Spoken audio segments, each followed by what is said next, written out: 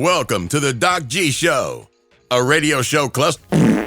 Without further ado, critics have said he has the face for radio and a voice for silent films. Your host, Ben Doc G Gordon.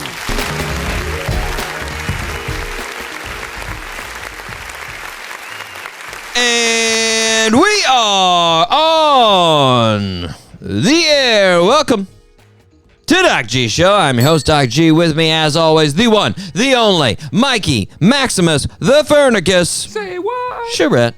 Doc G, what is up, sir? Whew! Mike, I'm doing pretty good. How about yourself, man? Well, Doc G, we were talking about this, but I got a full night's sleep last night. That's right. All 7.5 or whatever hours. Let's celebrate it. Let's celebrate it. I did an adult thing. I actually did not pass out on the couch. And you went into the bed. I went and you were I planned it. I'm like, I'm going to sleep right now. This is where I'm not going to watch anything. I'm going to sleep. And that's my gosh. That was great. That is one adult move there, Mike. And you're feeling frustrated. You're feeling refreshed. Refreshed, yes. Nice. Yeah. I like it. Yeah, I will say that's a little bit along the lines of what I wanted to discuss at the top of the show, Mike.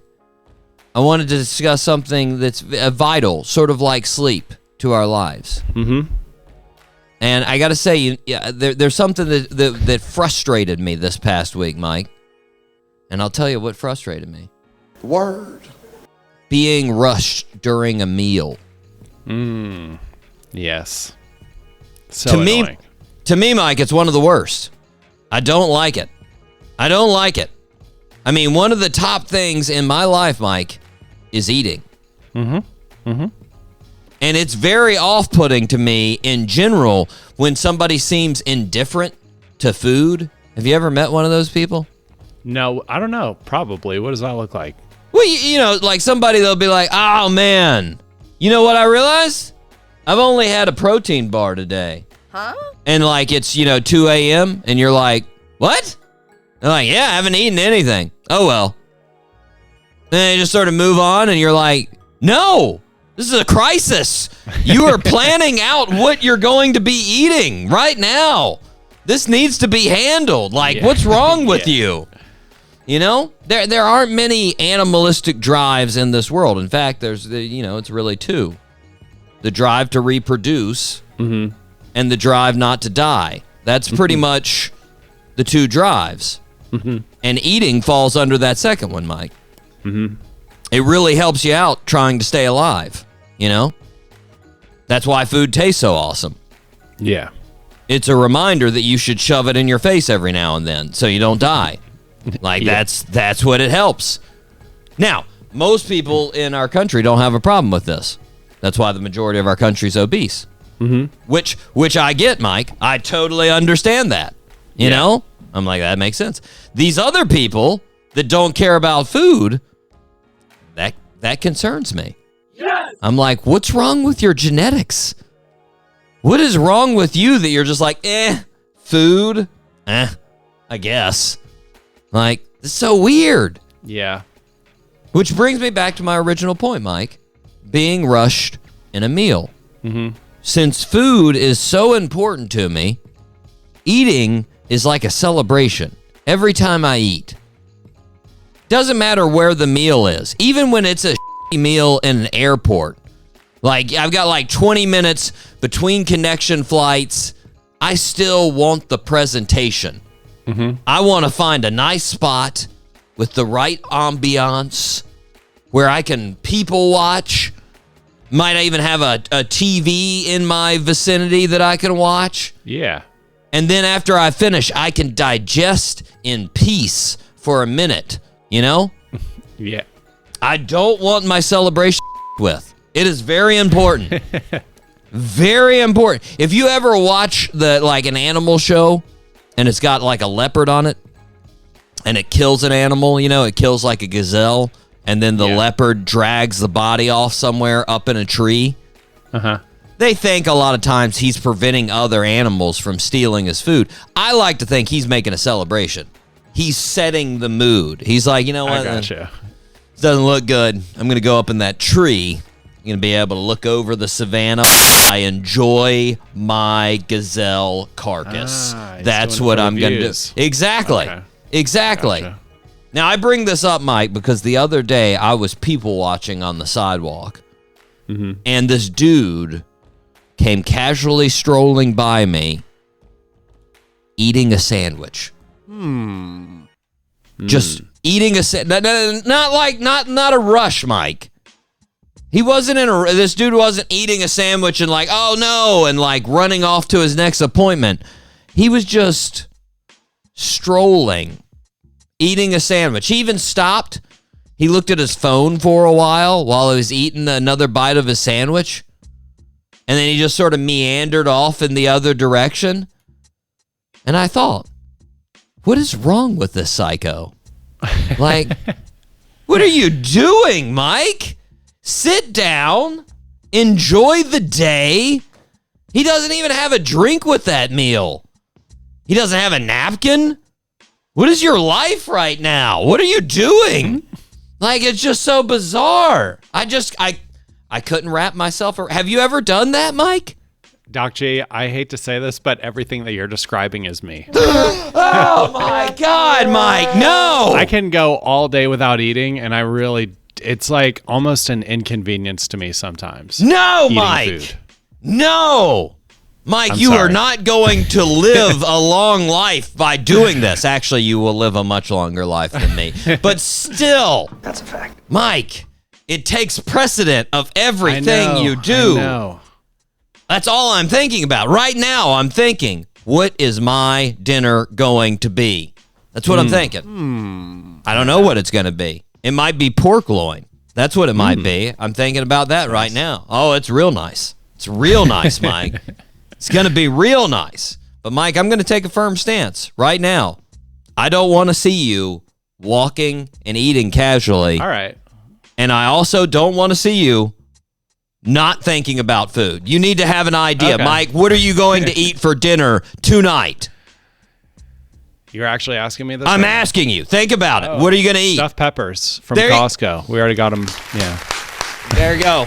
There we go, everybody. He's in it. He's in it now. He's not going... All right, cool. He's not going to fall into this susceptibility of not planning his food and making it a meal, Mike. It's a meal. It's just like your sleep.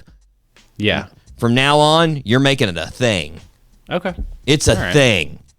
And if I find out a future guest has been seen eating and walking with no reasonable explanation, they will be canceled from this show, Mike. Or at the very least, I'm going to question them when they get on the show. I'm going to be like, you need to explain yourself right now. Right It'll now. be like a follow-up. Like you're like, Mike, I'm sorry we had to do this. We had to delete Rodney Crowell's interview from the show. What happened? There's a video of him eating and walking. No explanation. No explanation. He's just outside a studio, just walking and eating, everybody. Disgusting. Luckily, I have not heard of that of Rodney, so we're good. We're good, Mike. No way. He's a man that enjoys. He seems like enjoys. I feel like he could tell me a story after we finish eating. Although, again, during the meal, we don't need a story either. I don't want to talk during my eating. I want to eat. That's what we're there for. Mike, are you ready to fire up this show that has outlawed walking while eating? Let's fire up this show, Doc G. Woo! All three engines up and burning. 2, 1, 0, and lift off. Mike, we have a tremendous show. We have the one, the only, Lawarence Roquel Payton Jr. from the Four Tops. Heyo. The Four Tops. I mean, a legendary band, Mike. Oh, my goodness. The Four Tops. I mean, the Sugar Pie Honey Bunch.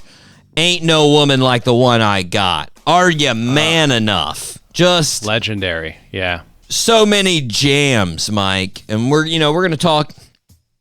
But I think the most impressive thing about the Four Tops is you've got Duke in the Four Tops, and Duke is an original member, listeners.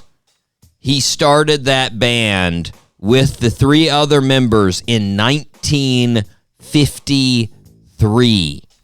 Wow. Jeez. And this dude is still going. 71 years later, he's still performing every night. The man is a musical soldier. And I guarantee you he eats sitting down, everybody. Mm-hmm. There's he can eat. You know what? If he wants to eat a sandwich while he's doing a dance number for the Four Tops, he can do it. I'll let it happen.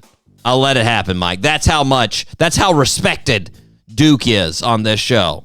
Mm-hmm. But I'm very excited to talk to Roquel. It's going to be fantastic, Mike. But we need to start. Where do we start? Birthday suit. Happy birthday, Mr. President. Mike, you are 17 out of 24. Pretty solid. All right. Pretty solid. 100 Cool. out of 174 for your career. You've hit the century mark. Yeah. Yeah. Mike, you can do a 3 for 3 today, I think. It's possible. All right, cool. There's one that's a little bit of a long shot, but two that you definitely got. All right. Okay, first one. Born on March 6, 1972. He is Mike's favorite basketball player. Shaquille O'Neal. Let's That's go. That's it. There we sure go. wore my Shaq jersey. What am I doing, Dodgy? Gotta celebrate. Gotta celebrate, Mike.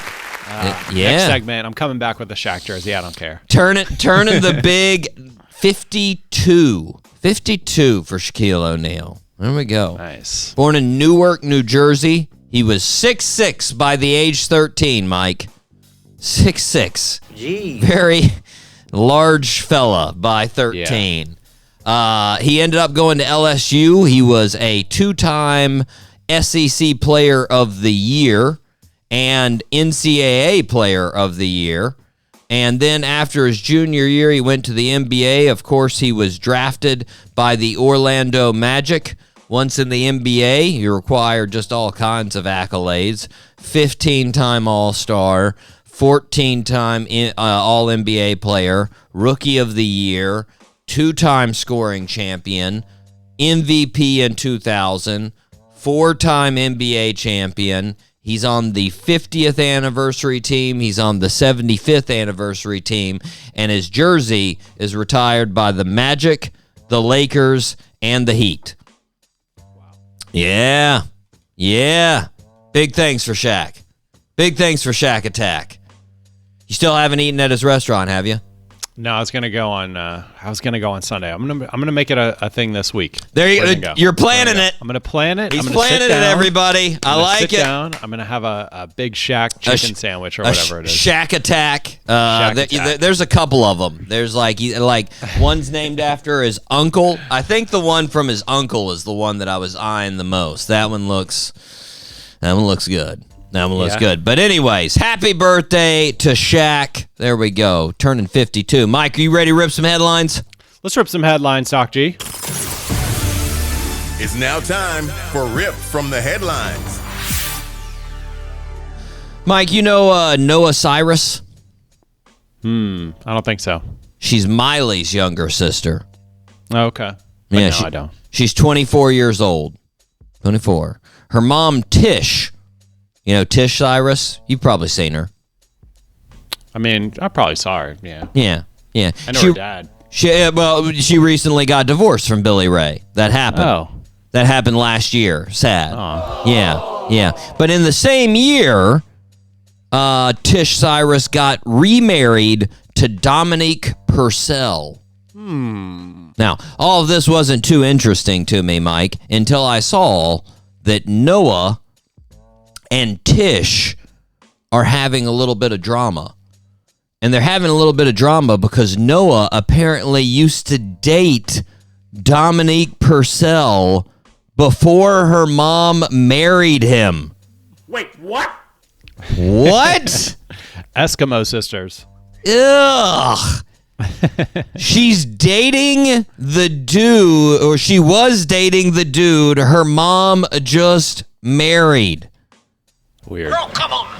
Mike, you definitely are Billy Ray Cyrus's daughter if you can complain about your divorced mom marrying your 55-year-old boyfriend without telling you. That's definitely the case. Gross. Weird. It's a little weird. I mean, there's the age thing. There's like no connection thing. They're like 31 years apart. They're like I'm just like, how did that happen? And then what's wrong with your mom that's like, you know what? He does look pretty hot. I'm going for it. Like, just what? Ew. Weird, man. Yeah, that was weird. Miley's penis room seems downright normal after comparing it to that. You're like, all right, I guess it makes sense. Cool. Listeners, if you didn't hear, Miley has a penis room. We talked about it last week. I looked it up, Mike. There's still no, I still haven't seen any actual evidence of this said room. Oh, okay. I was just about to write that down to look that up, so I'm not going to. There's a lot of alluding to it, and there's a lot, back when she was married, there was a lot of her talking about her fandom for phallic-shaped things. Mm-hmm. But I've still yet to see this actual room. Yeah, there's no cribs this is my penis. Okay. Exactly. Very upsetting, Mike. I wish it was there. Yeah. Mike, weird story out of Cahokia Heights, Illinois. Someone keeps shooting the fire station. The fire department. Yeah. Yeah. This past Saturday, over 300 rounds made their way into the fire station, Mike. Jeez. 300 rounds. That seems like a lot. I'm no gun firer, but that seems like a lot. Yeah. Sharon Davis is the assistant fire chief, and she said, quote, "We all figure it's probably like target practice or something, and they just don't realize when they're missing or what they're hitting is ricocheting off and hitting us." So, Mike, after I heard that, I had to take a gander on the old Google Maps at the fire department. And I got to say, I feel like it wouldn't be too hard to pinpoint where these gunshots are coming from. So true. You don't need too much of a group to be like, all right, it's coming from that group of houses, or it's coming from over there, or it's like, all you need is a little bit of trajectory, seeing where those bullets are coming in from. I don't think it's that crazy. Now, I read you Sharon's speculation, but in the same article, she also says, quote, "Once or twice is an accident, but after that, they have to know what they're doing." Wait, what? So which one is it, Sharon? They either know or they don't.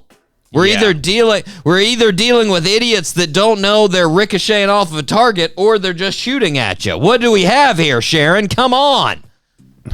But apparently, Mike, this is the third time that the fire station has been hit by gunshots in just 2024, in just the last 2 months. And I gotta be honest. If I was the chief of this station, priority number one would be find who is shooting at our station. That would be everything else. All fires would be put on hold until that issue was solved. People would call in and be like, "There's a fire," and I'd be like, "Too bad, we're getting shot at." And until we find that out, we're not working on your fire. If I was a firefighter and I came into work, I'm making my chili, waiting for the next fire to be called, and someone shoots the building, I immediately quit. I am done. Then. I'm just making sure. I'm like, is the coast clear? Is another shot coming out? I'm out of here. We're getting out of here. Not a cop. Yeah, no, I already risked my life going into fires. You think I'm going to risk them getting shot at too? No, thank you.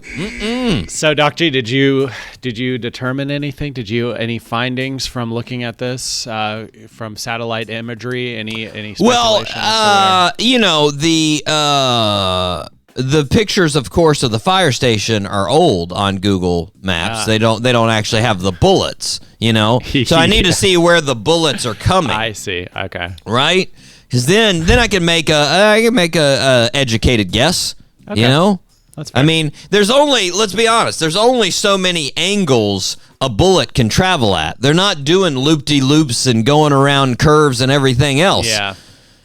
They're either going to ricochet off of something at an angle and come back, or they're going to go straight. That's it. Yeah. They're not really going to go anywhere else. I just thought there would be something like totally obvious, like maybe out in the there's just like one house on the other side of the street. There's a gun range. I don't know where it's coming from. Do you guys know? I had no idea. Mike, this past week there was a 3-day pre-wedding celebration hosted by Mukesh Ambani. Word. Might be saying his name correctly. Mukesh Ambani, to celebrate his son's birthday. Now, I'm guessing you're not aware of Mukesh Ambani? No. He's worth roughly $117 billion. Jeez. So, a little bit of cash there.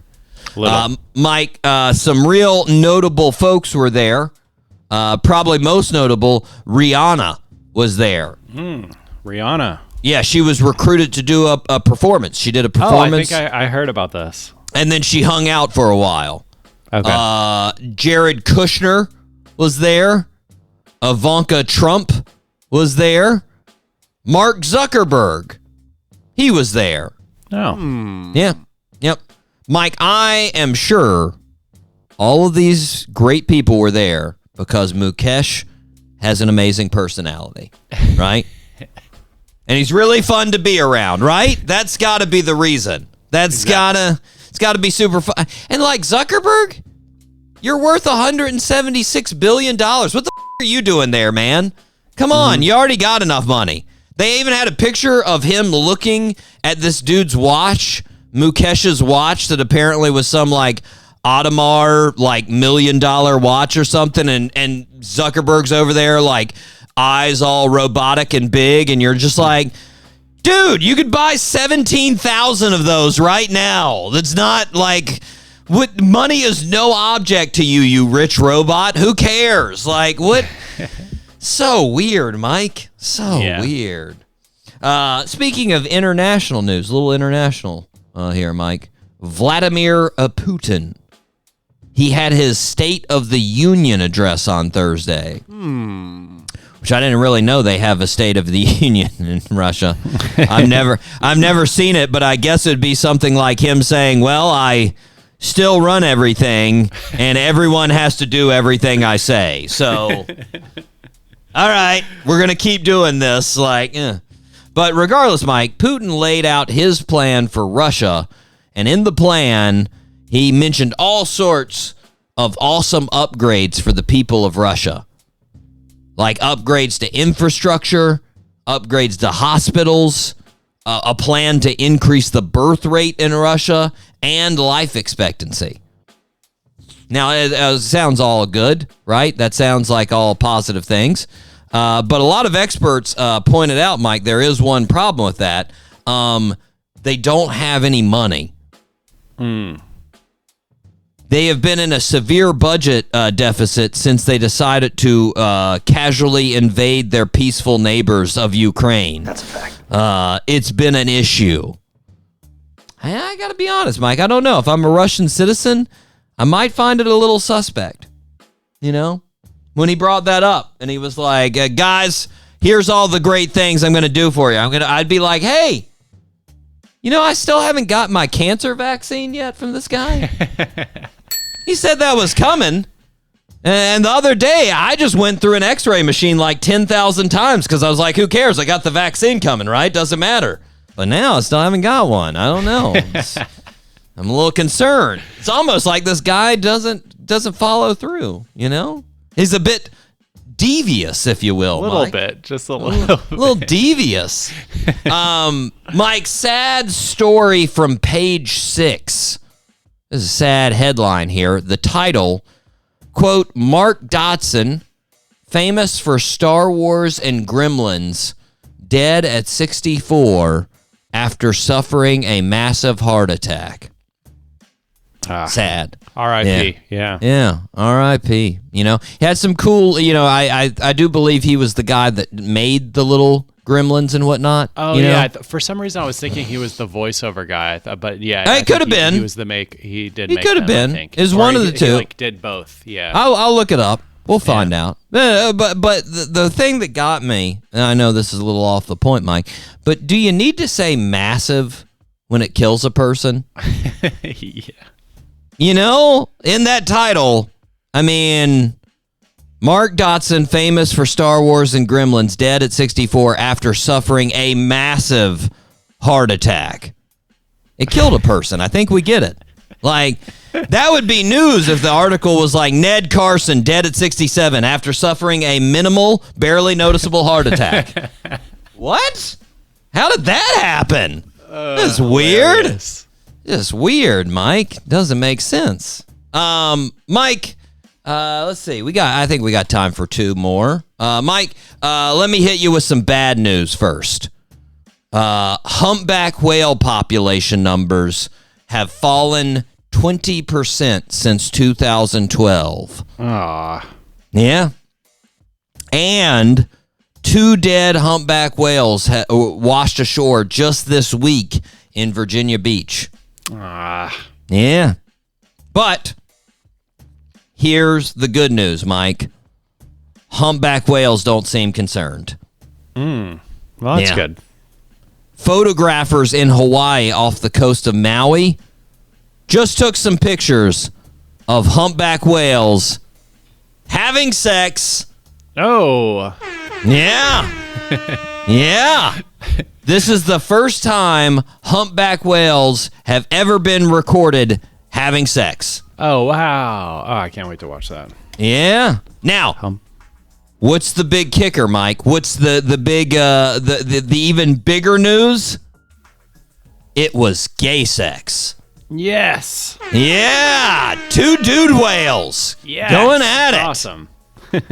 Now, Mike, I'm not a marine biologist, but I will go out on a limb and say it's going to be hard to increase those population numbers with that kind of sex. Yeah. Going to be rough. But Yeah, a little bit. you got to give it up to them. They're having fun. Mm-hmm.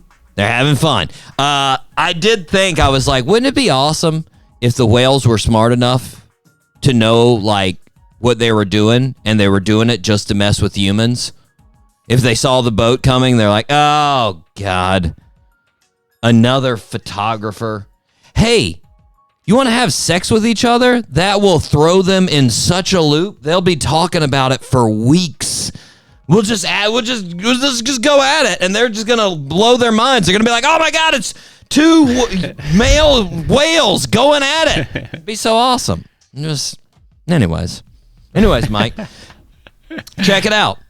Whales having sex. I'm going to. It's out there. Going to. I thought you were gonna say first ever photograph of whales high-fiving. They're high-fiving in a way, Mike. There were parts touching. There was contact. There was some contact. Oh yeah, Mike. Our last story here. This is a report from communication firms Charles By. They have found that 40% of folks aged 18 to 24 in the UK get their news from their TikTok feed. Yeah. Which is over double the 19% of that same age group that said they received their news from the BBC. So, I guess we can only assume those 40%, Mike, think the major news stories of the day are dog and cat videos, boobs, makeup tutorials, and dancing, I'm guessing. That's like... I'm not going to lie, Mike. I was a little upset that there wasn't a higher percentage of young bucks from the UK receiving their news from the Doc G show. I mean, you know, if they were, they would already know about fire departments in Illinois, Noah Cyrus sex triangles, and humpback whale sex. Yeah. Come on. They would know all the important news stories of the day, Mike. But instead, they're off on TikTok learning God knows what. Okay? Oh, gosh. This is the end of news. It's a little bit, Mike. But while news is ending, let's go ahead and take a break. We are going to hear one of the classics here from the Four Tops. This is Are You Man Enough? Right here on the Doc G Show. And we are back here on the Doc G Show. Spinnaker Radio, WSKRL, P95.5 FM in Jacksonville, Florida. Mike, what do listeners need to do? Well, Doc G, if the listeners feel like the show is a positive way to waste their time, they should please subscribe on Apple Podcasts or Spotify. We're on YouTube, SoundCloud, wherever you get your podcasts. Please subscribe. It is a cost-effective way to support the show. And if the listeners or viewers are feeling extra generous, please leave us a 5-star review. Leave us a comment. We love comments. And also tell a friend. We appreciate it. Mike, real mini hurdle we just achieved in the YouTube game. Listeners, if you're chronicling our show here, you know that we just got into the YouTube game a couple of months ago. That's a fact. We passed the 100 subscriber mark a little bit ago. Triple digits, Mike. Yes. Triple digits. That's incredible. Yes.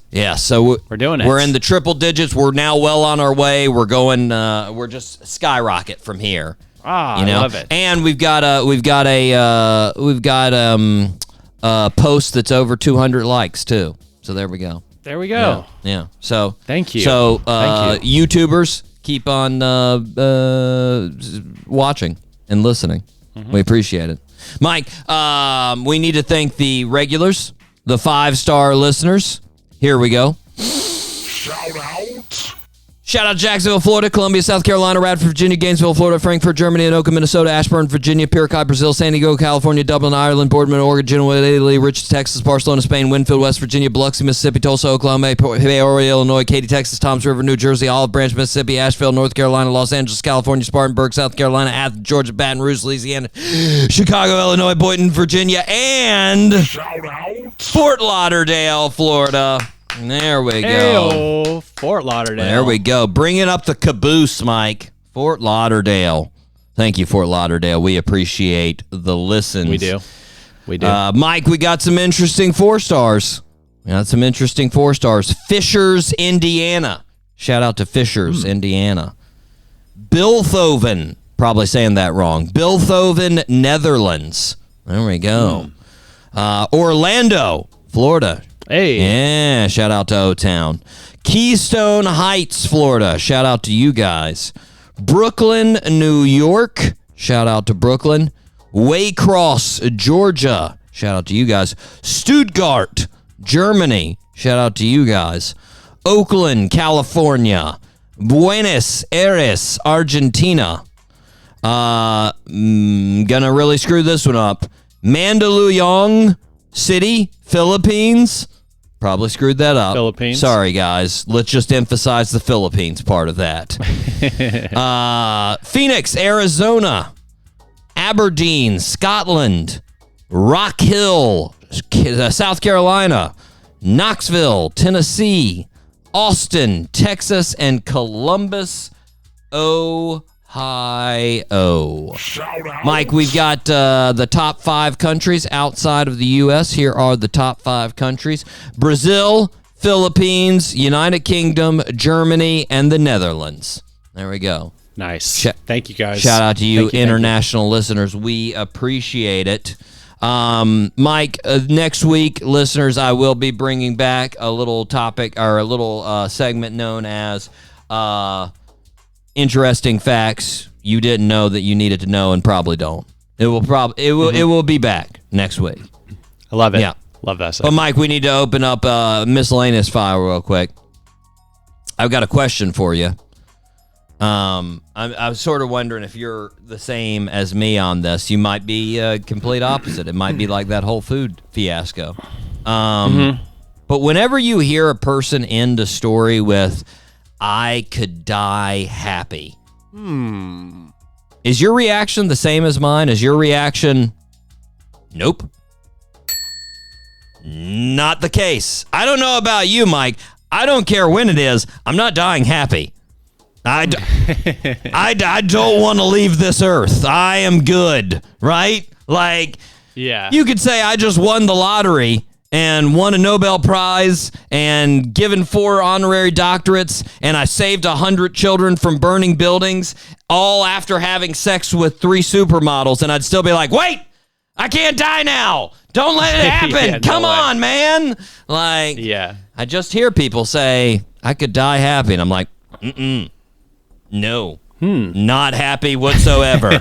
Not going to be a fan. Like, I know it's a saying, but every time every time I hear that, I'm like, not a thing for me. Nope. Yeah, now I'll think about it. Yeah. I never thought so deeply about it, but now I will moving forward. Yeah. For sure. Yeah. Well, I heard somebody say it. How do you know? Oh, well, I heard it, and I heard somebody say, and they're like, I would die happy if that happened. I'm like, really?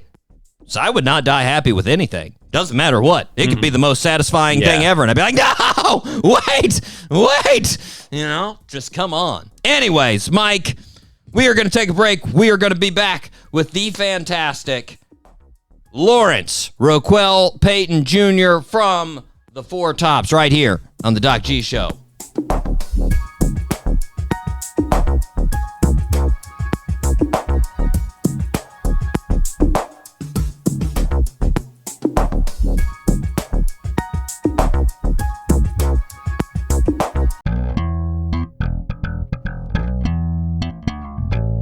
The Doc G Show. Because sometimes you need something playing in the background. Every Wednesday at 7 p.m. on 99.5 FM, Spinnaker.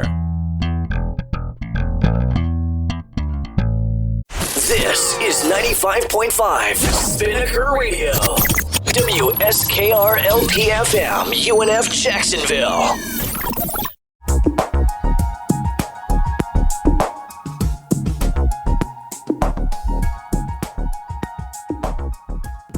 Welcome back to the show, everybody. We are very happy to be welcoming a legendary member of the Hall of Fame group, the Four Tops, Mr. Lawarence Roquel Payton Jr. Roquel, how's it going? Hello, folks. What's going on, Doc G, and everybody else out there? What's happening? Yeah, you guys, very exciting, coming down to Florida. Yeah, we are. Not just for the weather either. We're excited about coming down there and performing for you guys. You know, that's one of our favorite destinations, Florida in general. Yeah. You got 3 spots. You got Clearwater on the 11th, Jacksonville on the 12th, Key West on the 15th, and then you're setting sail on the power. Well, actually, we got 5 shows in Florida. Oh, we have one on the 11th too. Okay. I don't have the itinerary in front of me, but we have 5 shows in a row. I think we get 1 day off, and we do the 5 shows in Florida, and then we go to Puerto Rico. Yeah, on the cruise, right? After the Key West and all of that, yeah. Now I'm guessing, I would imagine you guys have done cruises in the past. How do you like cruises? I like cruises. You know what I'm saying? I really like the vibe on cruises because you're intimate. You know what I mean? You do the show, and then you're right there with the people and everything, so you get to interact. And it's they get the chance to get up close to you. You know, there's no pretension. You're all there. You know what I mean? And it's a beautiful thing. I've heard from some artists that they were concerned when they first went on a cruise that it was going to be, it's going to be too much. The people would be on top of them, but then once they got on the cruise, they realized that the people that are there to watch the shows and whatnot are very respective. They're respectful as far as the artist. Oh, they are. You know what I'm saying? And listen, I love it. They don't bother you or anything. They'll say hi if you're having breakfast or something. You're all together. Yeah. So they'll say hi. You get a chance to talk and everything. I love it. You can't. And then most of the cruises, like you said, they're very, very respectful. They don't get into your space and all of that. They give you a lot of respect. It's beautiful, though. I love it. Nice. Well, let's start where I think obviously it needs to start when we're talking about the Four Tops. Let's talk about Duke. Duke is the remaining original member. He has been a Four Top for 70 years. I mean, listen, for 70 years, and let me tell you something. This guy only missed 1 show in 70 years. That is some attendance record right Oh there. man, and he never complains. He's the ultimate professional. Nothing worries him. I mean, he's a, how can I say it? He's the captain of the ship. He's a perfect leader. You know, all you have to do is look. He keeps you grounded. And when you look to him, he's like I say, he's always composed. So you know you got somebody in your corner. How do you think, where does he get the motivation? How do you think he keeps, what does motivate him about the Four Tops? Why has he been doing it for 70 years? Well, you know, he was destined to do this. And if you read his book, he has a book. I don't know if you know that. He has a book, and if you read that book, it tells you some very interesting things that happened to him. Like one time he was singing in the choir. He got really nervous, thought he did in church, thought he did bad. Ran out, young, 8 years old, ran out of the church crying, and the lady's coming down the street, old lady coming down the street seeing him. And she says, "Why are you crying, young man?" And he explained, and she said, "Oh no." She said, "There's a bunch of angels around you, and one day your name is going to be known all over the world." So you have to read this book. And then he had a dream that he was performing at the Apollo, and it was him and 3 other guys, and they had on silver suits. This was years before he even thought about being in a group, right? Yeah. And when the Four Tops got together, of course, they got together in 1954, but when they got together, they had gotten this new manager, Arthur Braggs, and Arthur said, "Look, man, we're getting ready to do the Apollo, and I'm going to go get you guys some new uniforms." So Arthur Braggs goes out and gets 3 uniforms, 3 sets of 4, and one of them was silver. He didn't realize it then, but when they put him on to go perform, then, and he looked in the mirror and seen other guys with him, he was like, "This is my dream." So it's like a destined thing to him. You know what I mean? And he always puts God first in anything he does. So I think that's what gave him 70 years in this business. He knows he's supposed to be there. Listen, can I tell you another story? Of course. Oh, listen, this is really profound.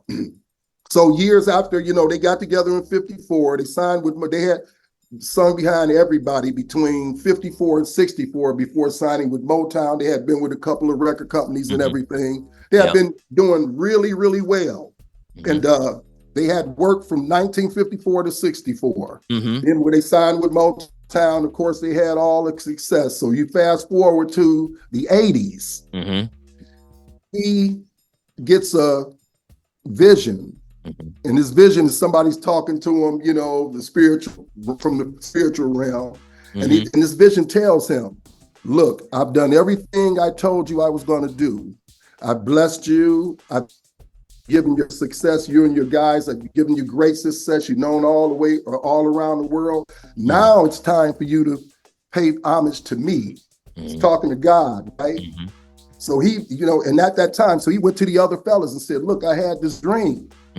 He said, and this dream says, "Look, God has been really good to us, and it's time for us to, you know, give him some back, you know, in whatever way we can do that, you know." Shortly after that, he had a triple bypass surgery, came through it with fine colors, had the vision again, and went and told the other guys the same thing. Of course, they were all God-fearing. They were really all God-fearing, including my father. But they weren't attending church a lot or anything, but he kept harping on it. You know, and then you fast forward to now, he's still with us, 70 years doing that. So, you know what I mean? So I think it was ordained. Oh, yeah. Oh, definitely. I mean, it seems that way. Does he still drop knowledge on you guys? I mean, Alex is the newest member. He's been in the band for about 5 years. You've been in the band for about 20. Ronnie has been in the group for now 25, but does Duke still, you know, before shows, does he throw things in there and, you know, just drop some wisdom on you that you're like, "Wow, man, it keeps coming"? Duke is a walking Bible on entertainment and spirituality. He's just a walking Bible. Everything he says is knowledge. His whole thing, you know, is giving you knowledge. You know, it's like he's teaching us every day, and then we teach him things too. You know, we keep him very interested in it, you know, it's kind of a give and a take situation. As far as I'm concerned, and him and relationship, to put it in his words, it's just like having your father here. He tells me this all the time. He says, you are just like your father. You're responsible. You make sure we're on top of our game. And he said, I'm not missing anything. Of course, you just mentioned Alex. We got Alex on the lead and everything. And then we got Ronnie McNair, who is Obi's best friend. So it's just like he's with the fellas. Of course, we could never be to him what they were. Right. But, you know, we keep him very, very satisfied. Nice. I think Duke needs to bring back those sideburns he had in the 70s. I think those need to come back. Yes. But you know what? He won't do that because he cut the hair off. You know what I'm saying? Cut so it the short. Sideburns without the hair, you know. But now he's wearing the beard. He's wearing the goatee. True. Looks really, really nice too. That's true. Oh yeah. Well, you know? Now, and at 70 years in the business, it's funny how the Duke has this, you know, if you look back in the photos over the years, he's a very, very, very great dresser. Oh, yeah. And he has this aura about him. He's just like, it's like a prince or something, you know, royalty or something. He's very, and it's not pretentious, that's him. And it amazes me how the women still swoon over him. Well, I hope his wife don't hear this, but they still swoon over him. And now, if listeners don't know, you already referenced it. Your dad was a founding member of the group, of course. And when you were a kid, the Tops were gaining traction when you were really young. You were 4 years old when they had their first song on the Hot 100, and you were 5 when they had their first #1. What do you remember with your dad being in the group? Like, what was your perspective as far as when you were that age, seeing this sort of develop? Me and my dad had a very, very wonderful relationship. So as far as I can remember, everywhere he went, I went. You know, if he went to the rehearsal, I went to rehearsal. You know, he couldn't keep me away. You know, if he was going to the bar or something, I went to the bar with him. You know, I was like that blanket that Linus had on him, you know? Yeah. And it was just a beautiful thing, man. I could remember the rehearsals. I could remember the bond that those guys had. And I'll tell you something. From my mother to each of the other guys' wives, it was only so much they could say about the group. It was only so much input they could tell their husbands about the group, because they were married to their wives, but they were married to each other. And they kept both of those things separate. You know, like if my mother said, well, you know, I think you guys ought to be like this, my father would give her a look and say, well, you know, we'll handle that. You just don't worry about that. You know, so they kept, and that's what kept them together. They didn't let anybody, I'm talking about anybody, managers, promoters, anybody in that, they let you in, but not to where it would wasn't the influence. Compete on anything that they wanted to do. Yeah, very, very protective of each other. Nice. Well, I mean, yes, it was a thing. I mean, when you were 13, they had, you know, 2 huge hits. I mean, they had Ain't No Woman, and they had Man Enough.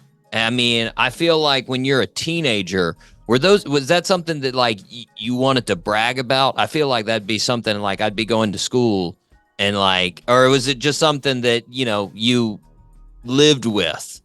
No, to me, it was so normal. I grew up with this so normal, and then everybody would be at my house, and all of my friends knew it in the neighborhood too. They really had a lot of respect for my father in general, because he would always spend time with the fellas in the neighborhood. They'd come by and they'd ask for advice on singing or this and that, and he would give it to them.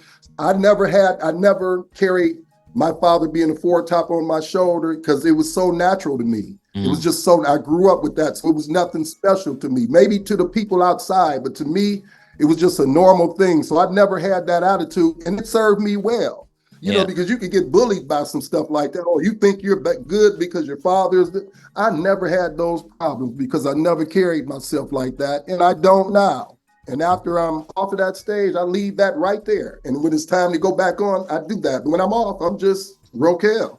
Yeah. Yeah. Now, Mhm. I heard this story, and I'm not sure if I heard it right from you. It was on a previous interview. You were talking about back in the day, sort of being part of the Motown family, and you when you were growing up, you had a basketball game with Smokey Robinson, and Smokey Oh, you talking about did not Smokey? take it easy on you. Oh my God! Listen, man. Me and my friends back there, we're just playing horse. We're just shooting horse. So he pulls up. He says, in that high voice, "Hey, man, what you guys doing?" So we playing basketball. He said, "Okay, I'll take both of you, 2 against 1." But anyway, Smokey got back there, man, and he played us so hard. He was knocking us down, going for the very competitive. I mean, like he was playing Michael Jordan or something. I'm looking at him like, man, I want to go tell my dad, Smokey's beating us up back here, right? And so you know what he said? He says, "Look, man, whatever." This is what he taught me something, though. He said, "Whatever you do," he said, "I don't care if it's sweeping the floor.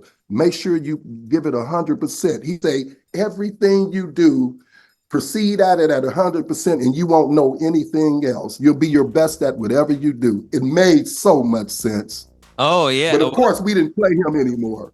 I mean, I was about to say that doesn't seem like the Smokey I see on TV. Playing all sweet and innocent on lovingly. TV. It wasn't. No, it was loving. It wasn't. It was lovingly. It was lovely. But he got his message across, and that stayed with me. Now I tell my daughter and them, I say, I don't care what it is. You got to wash the windows, wash them well. Yeah. And whatever it is, I mean, you should live by that. Well, I will say, I mean, I saw Smokey playing golf there on his Instagram just the other day, and looked like he was taking it to the golf course with that same outlook. Oh man, he's very intense. He's an intense guy, in a beautiful way, real sweet and nice, but very intense. Yeah, oh yeah, you can see it in those eyes for sure. Well, Can't you?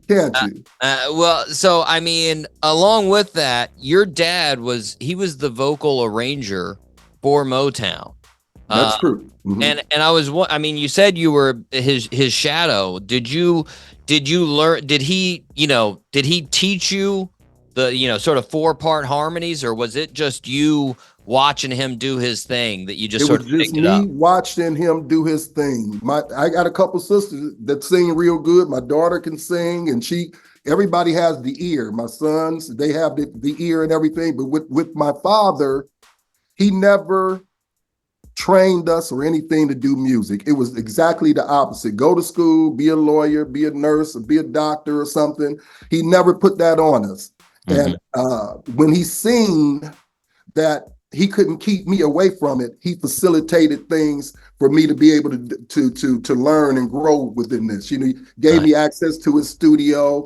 He always took me around when they were recording. So it's just like you said, I kind of picked up on it, but it's something that I love to do, and I've always loved to do it. So for sure. Mm-hmm. Well, now, one thing I love about you guys is that you mentioned it a little bit earlier. You take performing. That's everything about your craft. You guys are incredibly serious. You guys are sound check. I mean, you've been together, like we said, for all of these years, but you make sure everything is down. You make sure the band is ready. You make sure the horns are ready. Absolutely. Overall, what's the viewpoint as the group? What do you guys, what's the understanding between each other as far as is it like we've got to put everything we've got into each show? We want to make sure we're giving the people the best they've seen. Well, that's the understanding that we have. The show comes, you have your life outside of all of that, but this is your job. Mm-hmm. So what comes first is the audience. Mm-hmm. So if we're doing a show down south, we want to do songs that were popular down there and this and that. We rehearse all the time. Before each show, we come to the show an hour and a half before the show, and at least 45 minutes of that we're singing. We're going through some of the songs in the show, or we do songs that's not in the show.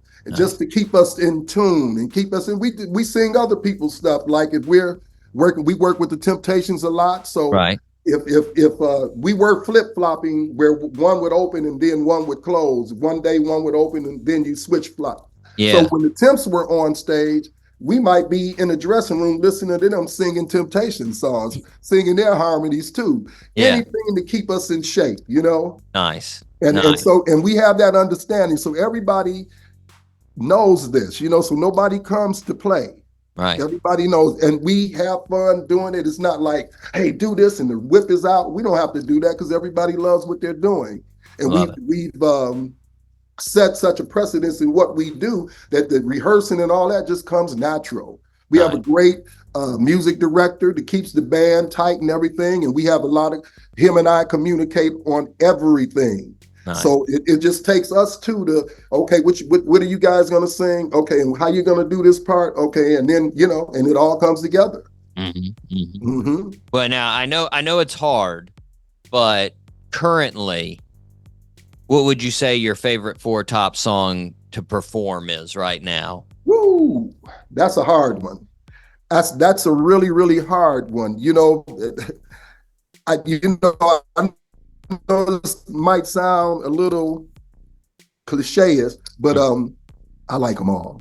I mean, they're all, one is just as important as the other. I like them all. For sure. You know, but from a technical standpoint, I like the songs like In the Still of the Night. We'll do a version of that, Mac the Knife.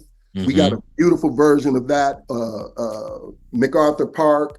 Those are technically challenging. I love to do those, you know, but the Sugar Pie Honey Bunches and all of that stuff, oh my God, I love that. The reaction from the audience, you know, when you break into them, as soon as they hit the bass line, they just, you know, you can't get away from them. I was about to say, would you say that's the most, that gets the crowd going the most? Is that the song that does it? All of them. Like early in the show, just say we start with Baby, I Need Your Lovin'. We go into Bernadette. By the time, and then when we hit the same old song, in that order, when we hit the same old song, they're up on their feet. They're just like, it's something about that song, but when we get to that, and then right after that, we'll do like a Shake Me, Wake Me or something, and they're all the same. The people are just, every time one comes on, oh, you know what I'm saying? And a lot of people come to the show that's younger, just know the name, maybe not remember the songs. No, yeah. But when they get to the show and we start singing these songs, you can see it in their faces. Oh, they did that. Oh my God! You know, it's just a beautiful thing, man. But I like them all. Even when we get down to the reach outs, Shake Me, Wake Me, same old song. I mean, I mentioned that before. They just love it, man. Can't Help Myself. They just go nuts, and we usually close with I Can't Help Myself. There we go. Well, now I heard you're a bit of a crowd cruiser. You get out there in the crowd if you can. Oh, I love it. I love it because the main thing about it is connecting. Yeah. You know, that is the main thing. So anybody within my reach, my eyesight, I'm going to connect with them. You know what I mean? So if you, and that's the main thing. You bring them in and you make them a part of the show. You know, we're not untouchable. You know, it's not unusual for somebody to walk up on the stage and we'll just, okay, you know, all right, you know, you paid your money, you want to enjoy yourself, you know, as long as they don't get out of hand or nothing. Oh, you know? sure. Yeah, but it's nothing. It's because it's all about them. It's not about us. It's about them. Nice. You know, we're there for them that night. You know, you see people that, you see the most rewarding show I ever did. We did a show and it was for all of the veterans of all the wars. And the stories they would come out, the people that were in the Vietnam War would come up to us and they would tell you that, you know, these songs got us through the battle. And oh man, it's a beautiful thing. It's more than it's not for me as much as it is for them. Absolutely. Well, now, like you mentioned, the Four Tops, you guys, you've been performing with the Temptations. I mean, really since Motown 25th anniversary, it's been that's right. TNT regular thing. TNT tour. Yeah. Right. Well, now, since you guys are touring with the Temptations on these Florida shows, what would you say? What's your favorite Temptation song? You know what? I got a few. Before I answer that question, let me tell you something real quick. I remember I was in a singing group when I was a young kid, right? So I might have been 9. One of the guys were 8, and then it was a 12-year-old and a 14-year-old. So we were all in this group, right? We're singing. So we have been together for a few months. So the guy said, "Hey man, why don't you ask your dad to listen to us?" Right? Audition for him. I said, "Man, we got to be ready for my father." I said, "I can't, we ain't ready for dad. We're not ready for dad." "Oh, come on, man." So anyway, they finally talked me into it. My dad comes over. We audition for my father. He loves it, right? And so then he says this. He says, "But the next time you guys want a 4 top to audition, do you want to audition for a 4 top? Make sure you sing some 4 top songs." We sung all Temptation songs. Come on, guys, know your audience. Come on. Yeah, you know what I mean? But now, I have a couple of them, with the Temptations. On this show that they're doing now, in this format that they're doing now, they do "I Wish It Would Rain," man. Oh, yeah. And their version of that, man, it's just, they stop and the thunder comes in and everything, and the song is so powerful. Oh, yeah. The Tony Grant singing on the lead, man, and Otis and the guys backing them up, man, it's really something to see. When they do that. But it's all of those. I feel the same way about their songs as I do the 4 tops. Now, I really like when they do the way you do your thing, you do. Yeah. When they come out with those steps, they do. Oh man, it just blows me away. I run out to see that every night. It's just something to see. Yes. I got to say, yeah, I think I was actually thinking about it yesterday when I wrote that down to ask you as far as the favorite Temptation songs. I think I Wish It Would Rain is probably, I mean, I don't think a lot, people always go to My Girl. They go to the other, bigger sort of classics, 60s Temptation songs. But I mean, I Wish It Would Rain is just such a jam. That and Papa Was a Rolling Stone too. Man. And they do both of those. Oh, that Papa is crazy too, man. They got so many great hits. You know what I mean? Oh yeah. That particular song, "I Wish It Would Rain," I don't know if you knew this, but one of the writers on that, Roger Penzabene, actually committed suicide after he wrote that song. Yeah. He wrote that song. He's one of those Motown writers. Yeah, you heard that before, right? So those lyrics, man, are so powerful every time. And I met his family, his son, and everything. But it's so powerful, man. Just Absolutely. Every time I hear it, just to think about how much of his spirit he put into that song. Absolutely. You know what I mean? He couldn't have penned it better.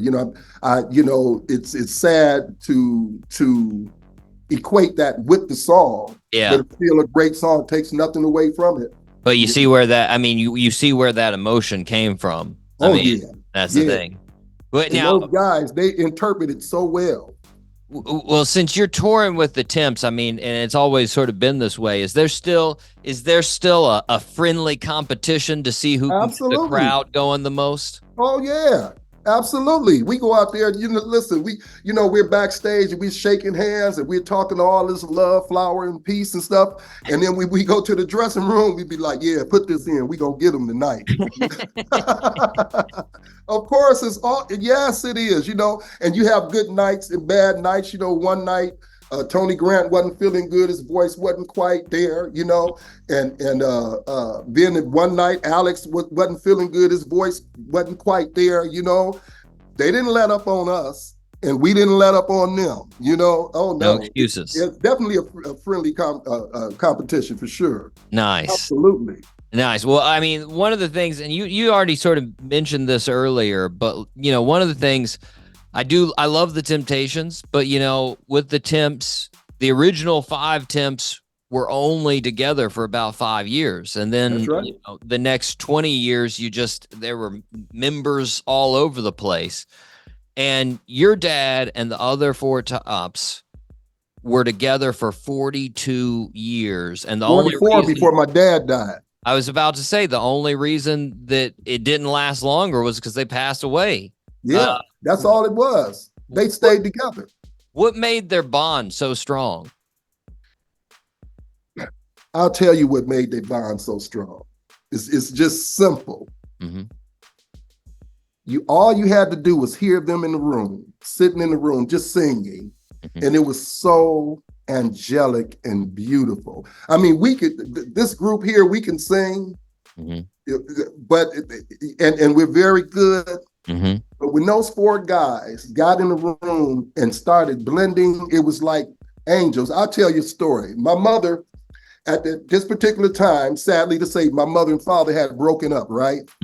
So she was calling the house and she was asking him something, but they were back there rehearsing. She's like, let me speak to your dad. I said, well, Mom, he said he's rehearsing. He'll call you back. No, you tell him to get on the phone now. Blah, blah, blah, blah, blah, blah, blah. And I go back. Dad, Mom says, get on the phone now. Tell her I'm rehearsing. He's rehearsing, Mom. Okay, that's all right. She's mad. I'm on my way over there right now. So I said, okay, Mom. So she comes over, knocks on the door. I let her in. She said, where is he at? I said, he's in the back. Now they're singing. And they were singing It's the Way Nature Planned It. I can remember it like it was yesterday. So they're back there singing. So when she comes in the door, she stands, she said, oh, they're really rehearsing. I said, yeah, Mom. So she was like, but I got to talk to him anyway. So she went through the hall, got to the kitchen, and she said, ooh, that sounds okay. That sounds really nice. She says, oh, they are really into it. I said, yeah. So she sat down and we started talking and she started making sandwiches and stuff and everything. And about 10 minutes later, she says, well, just tell your dad that I came by and I'll just talk to him later. She just floated out the door. Now, she was angry, but she floated out the door. And I know what it was. It was that wonderful, beautiful harmony coming through there. It was just angelic. And that there is what kept them together. I tell you, Levi, in his own words, Levi said this. He said, all I have to do is hear those beautiful voices behind me and I know I'm all right. And that says it all. He would, people would say like, well, Levi, you could be a single artist. It never crossed his mind because as great as he was, as great as Levi was, he thought he was 25% of a total sum, which was the Four Tops. Yeah. And that's what kept them together. And each of those other guys felt the same way. I think that's a huge part of it is, and I've heard you talk about this before, and I heard Duke talk about it as far as just they knew they were part of that group. It was a group. It was not an individual. It wasn't, one person more than the other. It was Four Tops. A group, man, and they knew that they lived by that. It was just that. Well, when they did their first gig, when they first got together, it was to do a party for some young ladies that had a little group or something, some type of club. So they went to the party. They just got together and everything. Had never really did anything. They just put themselves together for that party. And when they got down there and started singing, they started looking at each other like, what is? They knew it immediately. Yeah. They knew it immediately. And so my father he was the youngest, but he had this strong musical mind. So he always wanted to rehearse and stuff. And when they were younger, when they were kids before they got successful, they didn't really want to rehearse. So he would have to trick them. And the way he would trick them, he would go to the store and get a bottle of wine, and then they'd all pile in the car. Right, and he'd be like, "Come on, let's ride down out to Belle Isle or something." And dudes say they'd be drinking the wine, and he'd say my father would trick him like, "Hey, let's try this." And Duke say before they knew it, they learned 200 or 300 songs like that. So it was not rehearsing, you know what I mean? They didn't think, it wasn't like you got to rehearse. He just did it in other ways. Spoonful of sugar with the medicine helps it go down. That's it. Well, Florida is very excited about you guys coming down. We need to come check out the shows with you and the Temptations. But Roquel, we're up against a break, man. I want to thank you for taking the time to talk with us today. Oh, absolutely, Doc G. And I meant to tell you, your name sounds like a rapper. You know what I'm saying? Doc G. Hey, if anybody wants to put me on their albums, I'm happy. I'm happy to be there. Are you musical at all, though? Do you? Oh, I've tried. Well, you gotta be. You're a DJ. I was a drummer for several years, but I was not a good drummer. So, I can keep a beat. That's about it. That's that's good, but you know what? You're keeping many beats now. That's what I'm trying to. This is a bigger format. I'm letting other people hear other people's beats. I'm facilitating the beats. Yes, you are. Yes, you are. And that's a beautiful thing, man. Don't take that lightly. That's a beautiful thing, man. Music is very powerful. Very powerful. It is. Well, listeners, make sure you get out there. You check out the Four Tops and the Temptations in Jacksonville on the 12th. On the 12th. That's right. Right now. We'll be there. Reach out and we'll be there. There it is. Right now, we're going to take it back with the classic, Ain't No Woman Like the One I Got, right here on the Doc G Show. And we are back here on the Doc G Show. You just heard the Four Tops. Fantastic, Mike. Absolute legends. Just fantastic. I gotta be honest, Mike. I'd be pretty jazzed to tour with the Temptations. I mean, I know they've been doing it for the last 40 years, but that's still pretty cool. That's still pretty cool. You got a favorite Temptation song, Mike? I think it's Destination Anyway. Oh, wow. That's their song? Is that a Temptation song? I think that's... You are wrong. It's not? Yeah. I am wrong. That's the Marvelettes. That's the Marvelettes. But... I thought that was Temptations. No. You're in the right, you're in the right time frame. Now, the Temptations might have covered it because back in the day, they did a lot of cross pollination. Somebody would do a song and they'd just be like, we'll do that song too. Why not? Let's see if they. Oh, they have My Girl, of course, My Girl. I mean, how could you? That's a legendary Temptation song. Of course. I did not know that was them. Oh, you didn't know that was them? Oh my gosh! I didn't know that was them. Yeah. Oh my gosh, Mike. I would say my two favorites are probably "Ain't Too Proud to Beg" and then "I Wish It Would Rain." Those two are jams. Like me and Roquel were talking about that. "I Wish It Would Rain." You can just feel that one. You can feel the emotion in that one. That one's a solid one right there. So true. But just so many hits. You go to that concert with the Four Tops and the Temptations.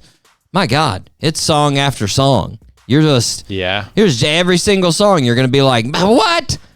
This hit? Oh my God! And I guarantee, Mike, you'd be like the young bucks that he's talking about in the crowd, because he was talking about the young bucks in the crowd who every song they'd be like, they sing this song? This is their song? Oh my God, I love this jam. Yeah, that's it, man. Yeah, that's always a great concert experience. I had that with DJ Khaled. When I watched him, I was like, I had no idea this guy made all these songs.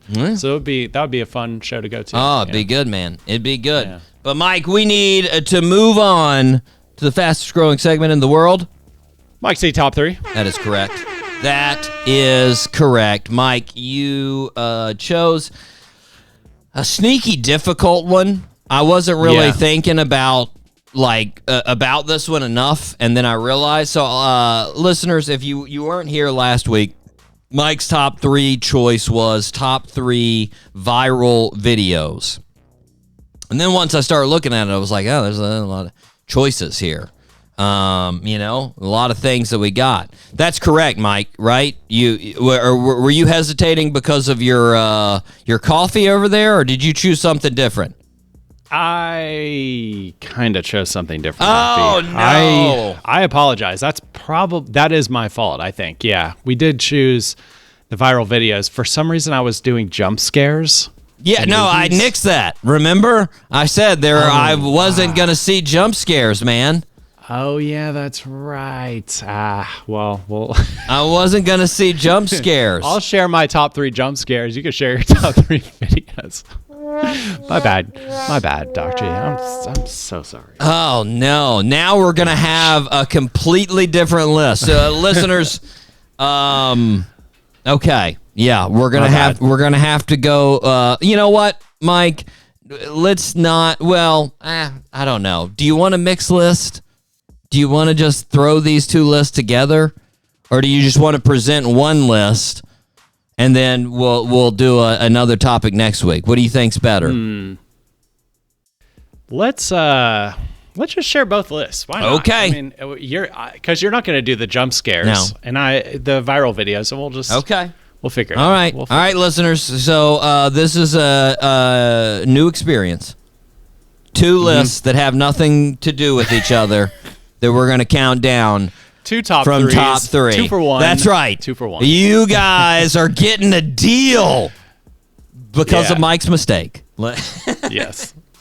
I'll give you my honorable mentions first, Mike. So let me tell you a little bit about my list. First of all, my list, I decided after thinking about it for a while, I was like, you know what? I'm going to do viral music videos, like the most viewed videos online, because like there's a couple of great like just short videos that I really like, but it was just too hard to like choose which ones I wanted to go on those.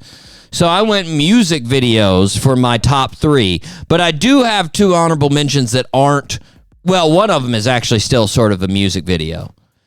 So one of my honorable mentions, Lazy Sunday, Adam Sandberg and Chris Parnell, old school, also known as the Chronicles of Narnia rap. One of my favorite videos there from the fellas at Saturday Night Live. Just awesome. And then probably one of the most old school, like this came out less than 2 years after YouTube had been started, but my new haircut video. The Broski video. Yes! If you've never seen my new haircut or the Broski video, you're missing out, listeners. Basically, it basically chronicles pretty much a guy from the Jersey Shore before the Jersey Shore was a show. Like, it is that exact guy. Oh, yeah. Talking about his new haircut, Jaeger bombs. And Jaeger bombs. Oh, yeah. I remember that. Yeah. Such a classic, Mike. Came out June 10th, 2007. Just loved it. Loved it. Now, I will start my actual list, Mike. My number 3 viral music video would be Lean On, Major Lazer. Lean On, Major Lazer came out 2015. Just such a jam, Mike. How many views you think this thing has on YouTube? What do you think? Well, I'm going to say close to 1 billion, maybe 800 million. 3.55 billion. 3.5 billion. Wow. I thought there weren't any videos like other than a couple Justin Bieber videos that were over 1 billion. Oh, there's a bunch. There's a bunch over a billion. Not a bunch, but there's, you know, I think there's like in the 50s maybe, 50 videos that are over 1 billion. Yeah. Yeah. All right, Mike. Let's Lean On, Major Lazer. Lean On, Major Lazer. Let's switch over to jump scares. Give me the number 3 jump scare. Listeners, get ready to be scared. Deep Blue Sea, Samuel L. Jackson giving the speech when the shark comes out of the water and grabs him. Was not ready for that in theaters. That was pretty wild. I'll be honest, I didn't see it, Mike. You never saw Deep Blue Sea? Didn't see it.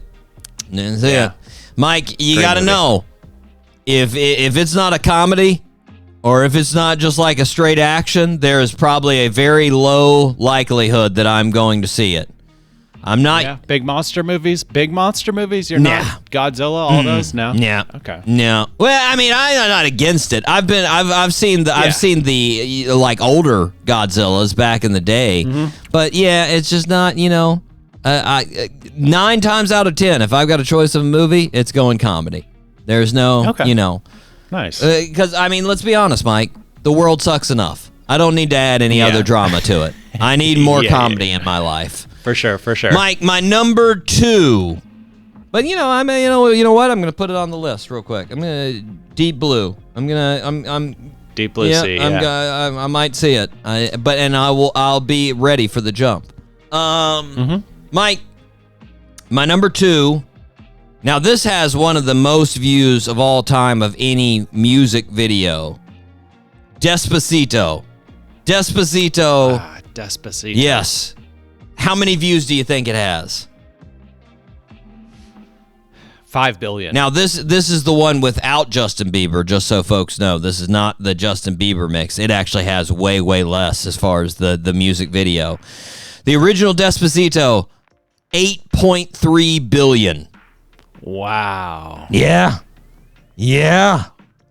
And it's awesome. So true. It is awesome, Mike. The music video, it's just so you feel so tropical. You feel so Latin. I just feel like I need to, just wrap myself in a Puerto Rican flag and start dancing with them. I'd be immediately kicked out, and they'd be like, who the is this guy? But, still, it's an awesome jam. Awesome. Yeah. Mike, you're number 2 on the list. Number 2 for me, Sixth Sense. I know that was one of your faves. Yeah, when there was a scene when he was going to the bathroom and you just see a shadow walk across the bathroom door, the doorway, and then the kid's like, he walks out and he sees a little kid in the hallway and he's like, "You want to go check out my dad's guns?" And he turns around, he's got a hole in his head. Whoa. Yeah, just too much. It was awesome. Love that movie. It's a big turn. Yeah. Great movie. Great scene. I'd be right there and I'd be like, I am not going to die happy. I told you I'm not happy about this, man. Come on. Okay. All right. Well, if that didn't get number 1, wow. Okay. I didn't get number 1. We're saving number 1. It's another good scene. Okay. But, okay. I think it's top scene. My number 1, Danza Kuduro, Don Omar. Have you jammed on some Danza Kuduro, Mike? I don't think so. Oh, you've heard it. You have heard it, Mike. Now, it is way less than the other 2. It only has 1.4 billion views. But, my gosh, it's the most happy song. You can't hear that song and not just want to party. Like, it's just that song, man. It just gets you going. Such a jam. Such a jam. Dr. What's the name of the song again? Danza Kuduro. It's in Spanish. Danza Kuduro. Dancing. Danza. Danza Kuduro. Phonetically. Yeah. Donza Kuduro. Kuduro. Okay. Cool. I'm gonna check this out. Mike. Danza Kuduro. Mike, give me your number 1 jump scare. Number 1 jump scare, Signs. Okay. When the alien is when they're all watching the news and they're like, we have a video of the alien, and they're all crowded around the TV and they're waiting for there's like a crowd of people, and then the alien just goes across the screen very quickly. Oh my gosh. At that time, Doc G, that freaked me out. Blew your mind. I had to rewind. Yeah, blew my mind. Scared the crap out of me. Yeah. M. Night, great director, great filmmaker. He's the best. My goodness, Mike. Very scary. That's why I didn't watch it. That's why I had no part in that movie. No, thank you. Mike, let's go ahead and bring it together. What are we going to do next week that's going to be both of us combined?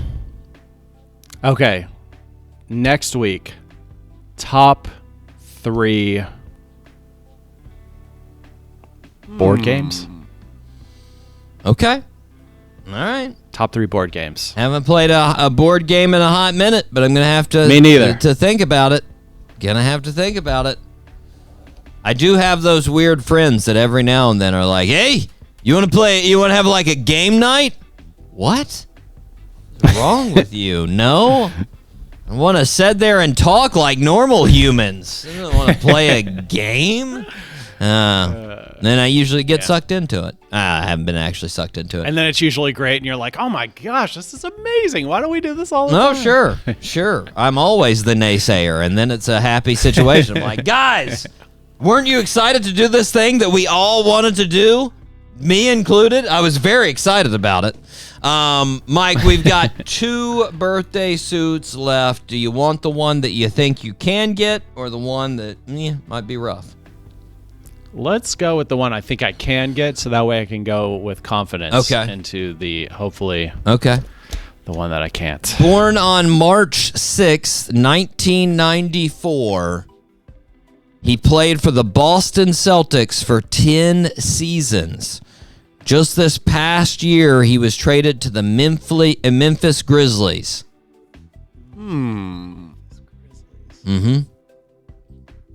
Point guard, Mike. Point guard. PG. He won Defensive Player of the Year in 2022. Celtics. Don't know if it'd help you, but he played at Oklahoma State in college. I don't know. I actually do not know this one. I'll give you his initials. MS. Marcus. Not Smalley? Smalls? Close. No. Very close. Marcus. He's not dumb. Yeah. He's not Marcus dumb. Smart? There we go. Thank you, Doctor. I appreciate it. I'll take whatever credit. There we go. Half credit. Half credit. I'll take it. There we go. Born in Flower Mound, Texas, Mike. March 6, 1994. Birthday suit wearer, loved basketball from the young age there. His high school team, 3 years, and while he was on the high school team, 115-6. That was their record. 115-6. Not bad. Not bad. Nah. Then he went to Oklahoma State, and then after he was at Oklahoma State, he went to the NBA, where he was drafted by the Boston Celtics, 6th overall. Since being in the league, he's been a 3-time All-Defensive Player, and he has been Defensive Player of the Year, like I said, in 2022. And he won the NBA Hustle Award 3 years. Didn't know that. NBA Hustle Award. Over his career, he's averaged 10.6 points a game, 4.6 assists per game, and 3.5 rebounds per game. Marcus Smart, turning 30, Mike. Turning 30. There we go. Happy birthday. Mike, here's the one that I'm not sure you're going to get, but we'll give it a shot. Born on March 6, 1475. 1475. In Florence, Italy. He is one of the most well-known painters and sculptors of the Renaissance time period. He is known for painting the Sistine Chapel ceiling and the sculpture David. It wasn't Da Vinci. It was Think another Ninja Turtle, Mike.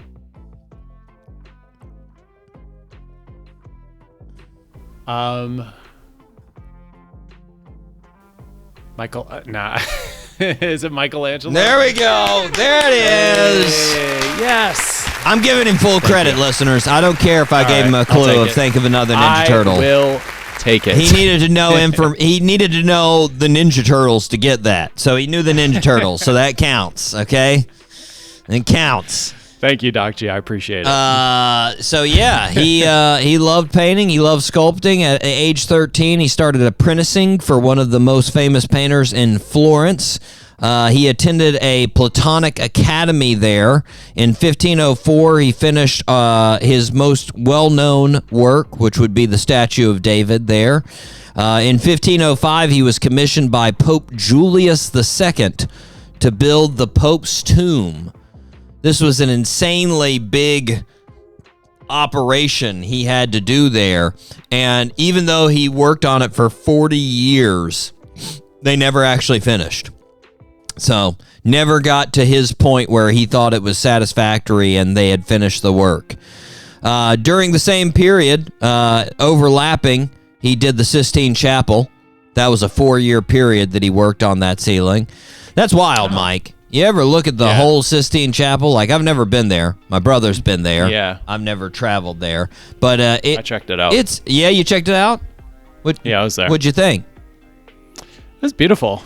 It was very vibrant. It's just a beautiful room. It's just there was so much going on. So there was a lot. Yeah. Yeah, it's wild. The ceiling is over 500 square meters of ceiling. It's insane. It's a lot of ceiling, Mike. It's a lot of ceiling. Interestingly, Mike, to wrap this right back to the beginning of the show, he had a real weird personal life, Mike. He used almost no money, even though he made a ton of money. Like, he had all this, like, there's all kinds of notes and stuff that show that he had all this money in the bank.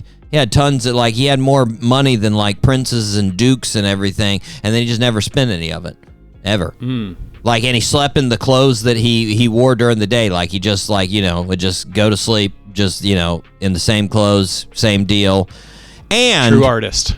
Mike, he ate more out of necessity than for pleasure. There we go. There we go. Yes. Michael and Michael. Michelangelo. There we go. Happy birthday to Michelangelo. If he was still alive, he would be turning 6. Give me a second. It's going to take a while. 549 years old, Mike. There we go. 549. But sadly, he did not live that long. So, almost made it there. Regardless, Mike, we've got some fantastic shows coming up. Very exciting. We've got the only Cedric Burnside Grammy winner coming up on the show. Fantastic. We also have a just awesome artist, Hannah Wicklin, coming up on the show. Can't wait to talk to her. Got a couple scheduled in the works. We've got the drummer from Foghat, the famous band Foghat, coming on the show. Can't wait to talk to him. But until then, Mike, we need to wrap it up. I have been your host, Doc G. With me, as always, the one, the only, Mikey Maximus, the Vernicus, Charette. Always a pleasure, Doc G. Thank you so much for having me, despite the confusion. Of course. Don't worry. Next week, we'll have it right. We're all on. We'll be back. We're all on the same page. Board games. That's it. Board games. And until next week, zip it up and zip it out. Zippity-doo-dah.